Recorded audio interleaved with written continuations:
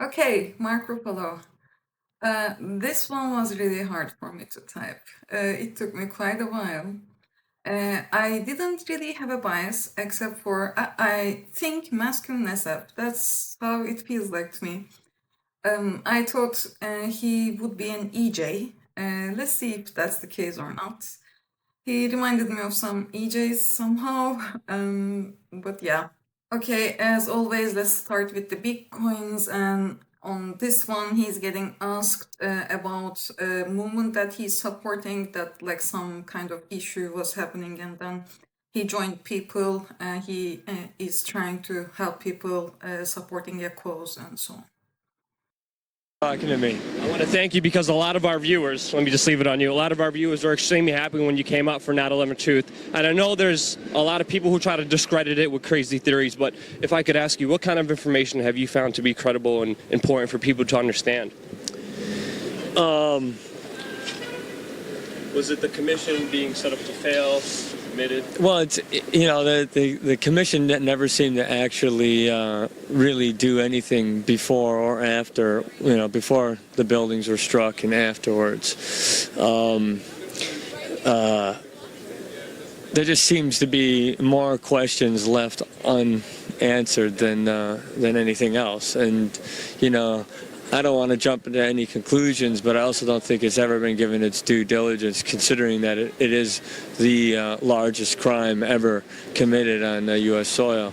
That will be affecting us for the next 100 years. And now we have, all these victims' family members who were very happy that you came out. Questions were never answered. And I also know many responders who were there and their stories doesn't conflict. I mean, Building 7 wasn't even in there. I mean, yeah. Building 7 is kind of the... a lot of people don't even know about that, and I shudder to think. It's hard to believe. Some of the ideas or conspiracy ideas that people have. It just seems so completely extreme. But like I said, there's more questions than answers, and I know we were in a big hurry to move on from that, but. The world has changed because of it, and it's just not in a good way. And we've militarized, and we've lost many of our civil liberties, and more people die from smoking cigarettes every year, and we give that a lot more. We give this a lot more play than that, Okay. So. Conspiracy ideas seems so completely extreme. This kind of feels like double observing, and he doesn't seem to be weird with observations. So that's why I would say, is this a decider? Of course, not enough to call it yet. And there was something about not wanting to jump into conclusions. Does that mean that he's OE? Does that mean that he's sensory and he doesn't want to do the jump to the intuition yet? And we don't know yet, just watching. Largest crime ever committed on US soil. That kind of feels like the sensory is extroverted. Maybe ST is extroverted. That's something that he's tracking. Another thing that was interesting to see is like people are pushing him to talk. Like it takes him a while to start talking about something. He might be like shy for some other reason and so on, but I'm like, is this an introvert? Just as a question. And there's also like we are in a big hurry to move from that. Like, why don't we just stop and process? That's how it feels like. Yeah, there's a chance that he's an introvert. And there was also some random sensory that like went in there, and a lot of like I'm leaning on feeling as well. Let's see. Okay, it looks like I'm not allowed to use the video from Jimmy Fallon's show, so I just wanted to add the transcript here. I suggest watching the first minute or so, then you will see what I'm talking about. It is especially important to see his vibe when he's talking about telling the truth. Of course, like in the beginning, you see him saying, like, what about as a person? Like, it has to be personal and it has to be about me. Like, I'm not sure. I'm pretty sure that he's a decider. And I'm leaning on self. And this was the problem for me to type him. For so long, I thought he was an EJ. Yeah. And yes, very weird with Blast. I believe that's how Bloodlusts see us Blasters. Like we're this, I don't know. You saw how he was with it, and it is kind of like a little bit too weird for me. There was something else. If you continue watching that video, sorry I forgot to add that clip. It was Effie calling the FI. You know, you were jealous about this, whatever. I don't really remember what it was, but yes, there was a case of Effie seeing the FI. Anyway, then yeah, he's also like giving you all the sensory. So I really am leaning on masculine sensory or sensory savior, maybe both. And after watching the Stella Adler from him, I'm like, okay, tell the truth and so on. So is this like masculine TE? Because for a long while, I thought he was an EJ. I said, okay, if this is not FE, if this is FI, is this feminine FI? That's why I was looking for masculine TE. But no, actually, if you watch Jimmy Fallon, like how he's reacting, I know he moves me. If you watch that one, you can see that he's actually pushing the vibe, pushing SF. You want to, like if you are mobile in that area, you want to be like, oh yeah, tell the truth, hell yeah, whatever. That kind of feels like masculine SF, and yeah, my SF says that he has masculine SF. Let's move on. Okay, I will use some clips from this video, so I really suggest you to watch it first and then come back. Here, Mehdi Hassan is asking him about all the bluster roles that he's playing. And I believe in here we can see control versus chaos in a really good way. Point here, but I remembered seeing that movie as a kid and being like, this is the most exciting. Would be the most exciting, other than being a maybe a soldier or something as a young person. This would be the most exciting job because you're like unread, dangerous, and you did Spotlight, which is a true story, yes. of course. Those true stories they're great. But I love the fact that lefty Mark Ruffalo is defined by being an FBI agent often on screen. I know. Also, in Task, it's set like Mayor of Easttown. I keep thinking, why do they come to me? They come to you because I was running from the police as a kid. You know. All right, do you want to tell us one of those stories? I was just a a ne'er-do-well kid. A ne'er-do-well. So, okay, the theme of it was like, you like investigating stuff, huh? What he said is like, other than being a soldier, that's the most exciting thing. That makes me think about Demon NT and Demon ST. Like, both of them probably are demons, because a soldier and so on, like, I see this from like Demon ST play, like somehow they really like this military, whatever, like this kind of stuff, which like, I don't get it. Investigating stuff like as a cop and whatever, like, you need quite some SP and NT for investigation and so on. So that's what I'm leaning on. And also like the part where he was mentioning the running from the police, you know, that's like how Demon OI sees themselves. Like, no, we don't want to be controlled. So he kind of feels like against control, and that's why I'm leaning Demon OI. Another one, and this was also good to see for self and tribe and feeling versus thinking. I don't know. It's acting to me. It's all filmmaking and storytelling. It's storytelling. Yeah. And I came from the theater, and in the theater, no, you're never plugged into a genre. You're always free in the theater. You could do a comedy one season, and then a drama, a melodrama, you could do different styles. You could be doing farce, Moliere, Shakespeare, something modern, gritty. And so there's never that kind of buttonholing that happens, and so I just see it as acting, and storytelling, and I like to do it all. I don't give a shit. That's the right attitude. I really don't. I don't give a fuck. I don't care. I mean, this is it, man. We got one shot at it. I'm gonna please myself as far as my art goes, And you look like you're enjoying it, both on set and off. I'm having the best time, and I love it, and I love the cruise. I love the whole. Okay, what do we see in there? He gets criticized for being in Marvel movies, and what is his response? I please myself. That kind of feels like the INFI to me. Yeah, and I will do my art. Again, I see a lot of SF.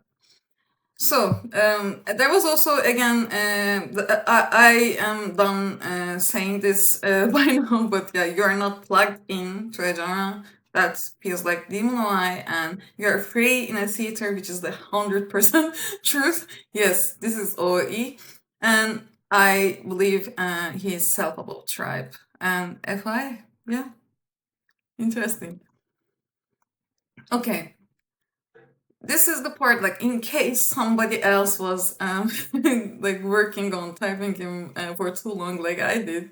I just wanted to show which archetype is he playing, because until now we see, you can see that I am leaning on FISC. Is that the archetype that he's playing? I got to ask, where do your politics come from? Like, you are a very political person. You don't hide it. You're out there on social media. You're at protests. Where does it come from? You mentioned like your family, your parents. Does it go back to your childhood? Where does it come from? Some of it comes from my dad, who was very much a humanitarian kind of.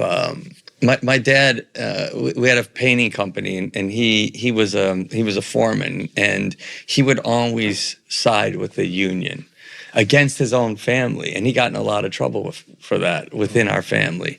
Honestly, what I took from the religious teachings that actually moved me were the idea that we had to fight for the people who had less, and to love our brothers and our neighbors, and the idea that you sacrifice for the greater good. Like, those are all concepts that I learned as a boy that really resonated with me. There were the mystical parts of this ideological, dogmatic, religious teaching. And watching the degradation. I lived on Lake Michigan when I was a kid, and we saw that lake was so polluted that the fish had cancers growing as you saw them swimming. And there was an environmental movement that started at that time. And I saw that lake get cleaned up within 4 or 5 years. So you thought it could be done? So I saw it could be done. I read somewhere that in 2008, you were worried that gas companies were scoping out your land, your family's land in Calicut, New York. And that's what led you to become the very famous, people knew you first for kind of anti-fracking. Yeah, I was living in the gaslands, the sacrificial zone for, the American fossil fuel industry. And I went to a meeting with a bunch of people from IxxP, PA. It was with Robert F. Kennedy Jr., by the way. Oh, back when he was a good guy. When he was a good guy. And he was in there talking to these people who had all their medical records in their hands, saying the state has turned its back on us, the federal government's turned its back on us, our water's poisoned. We have all these diseases and illnesses that we have no way to account for. Our air is poisoned. Do something. And he said, well, I don't know what I can do, but I do think the gas is a very good thing. And then come to find out, he was invested in natural gas at the time. Oh, so they turned to me. They're like, who are you? What are you? Can you help us? And I went home that night, and I was taught. I ran out of there. Who are you? Yeah, and I was like, who are you? You didn't say I'm the guy from 13 going on 30. Yes, I'll do the Thriller dance for you. And I did have to say, who am I? Am I really who I say I am? Yeah. Am I going to help my neighbors? Is this that teaching in action? Love thy neighbor, treat them like yourselves. Am I going to help my neighbors, or am I going to fuck off like everyone else who showed up there? And You stuck around. This to me looks like an IP playing the EJ. Write that to your DI and then you're golden, you know. Thinking about the negative stereotype of IPs being selfish, I'm like, yeah, this guy's like anything but selfish. I'm sorry, I don't see that. I think I know more EJs that are selfish than, you know, anyway. Who is he? Like, that's what he was processing when he needed to rise to the occasion, or however it is called. Who are you? And then he ran away, did his processing. That's why I'm leaning a little bit more on consume sleep instead of consume play. Like, he first did the processing and then, you know, went and helped people. Like, who are you was the question then. And again, he gives you all the sensory and no problem with the meaning either. That's what I see. He's like really able to switch between intuition and sensing. And it looks like, yes, he is playing the FESC archetype, but he's lead DI. That's what I see. And coming to his message, let's see. And again, this also is really good to see that or make sure that he's a decider. How did you get involved in Palestine activism, support for the Palestinian struggle? It probably started around the Iraq War. And I started to ask myself, like, what is happening in that region? You know, and who is what's creating this tension? And then I just started to think of this issue. What is going on in Palestine? What is that story? What's really going on? I mean, these people, to have so strong a resistance to something, you have to have an oppressive force to have that kind of resistance. And that's an honest measure. Yeah. And I wanted to know what that was. And so I started to listen, started to read, started to listen, started to talk to people, started to break down this system of ignorance that is constantly being reinforced. I don't know. I've never seen such a propaganda machine that has been so delicately manufactured, that has made people so ignorant. And I was one of those people. So you're researching this. You're talking to people. There are lights going off. You're like, what the hell? Why was I never told this? Yes, and I'm. It's a lot of it is just feeling. I just was feeling that these people had this sweetness and this integrity and this righteousness that was undeniable and transcended ideology. It was real, you know? It came from something real. And then, of course, I started to see the asymmetrical just crushing of any kind of movement. But, you know, and then it was escalating. Yeah. Starting in 2014, you know? And then I spoke out on social media, and I got attacked in a way that I did not think was possible, and was being called an anti-Semite, was being stopped on the street from Israeli women asking me with their phone in my face, why are you an anti-Semite? What do you do in that situation? I said, why do you say I'm an anti-Semite? Why do you say I'm an anti-Semite? Because you're supporting the Palestinians. It's that simple. I was like, well, I'm an anti-Semite because I'm supporting the Palestinians. I should support the Israeli people too. You know, I'm a humanist. Okay, what's happening there is inhumane. Yeah, and that's it. So yeah. Okay.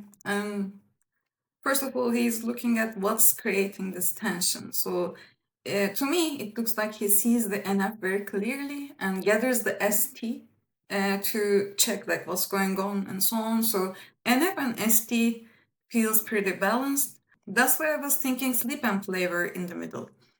And if you look at his face when he was talking about breaking down the system, like I did the NT, I saw what was happening. That to me feels like demon state.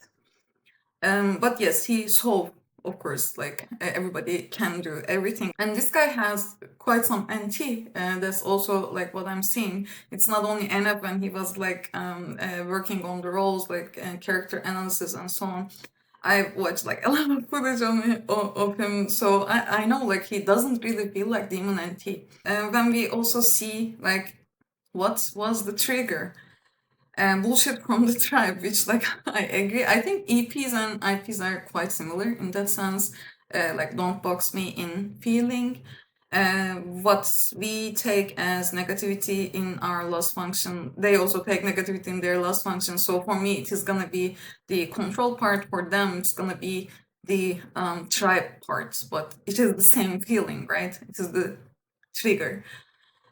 Anyway, people labeled him wrong, and yes, it is one of the worst labels. Of course, like he doesn't like that. And what is his response? He says, "I define me. I am a humanist." And what's going on in there is inhumane, and that's it. Yeah, I think there's a lot that we should be learning from him. I also would like to say one thing before I move on to type reveal, which I guess everybody knows what I type to now. I didn't really like the narrative, let's say, around left and anti. I know a lot of people, SF people, also are like all in for humanity, all in for whatever people are calling it politically. Like politics is my least favorite subject on earth. It's like, yeah, left, right, whatever. Like I yeah, you know what I mean, I guess. I don't want to talk more about that. But yes, that kind of felt like the wrong narrative to me. That's why I wanted to type more people in SF who are also standing up for people and like doing these awesome things. So, type reveal. Only thing I can prove is that he's an FISE. My SF says he is audio, so that's it. And if you watch a few of his interviews, what you're gonna see is he is really, really good with people. I think he is doing a lot of a lot of TE. He's doing a lot. He's helping like as many organizations as there is, and like he's working on platform. Like he does everything.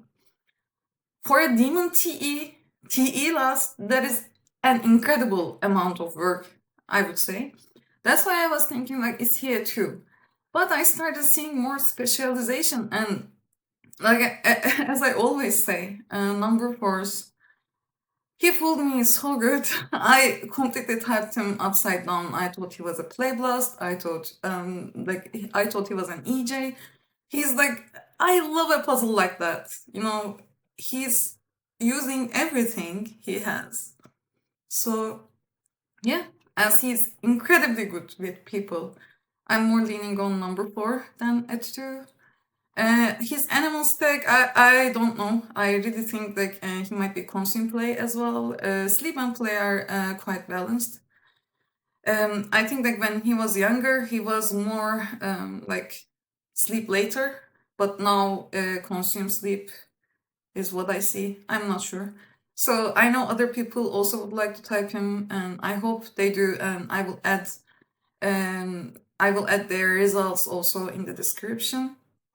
This is what I came up with, and look at him, like so gorgeous and being so awesome at the same time. He's like he's my favorite that I've typed until now, and I typed hundreds of people. It's like he was a really, really hard puzzle for me to solve. I also wanted to say this guy is like friends with Javier Bardem, and they both produced a movie called All That's Left of You. So I think I will see this movie. Next time I will type Rachel Zegler. So if you're interested, that will be out in 2 weeks. See you there.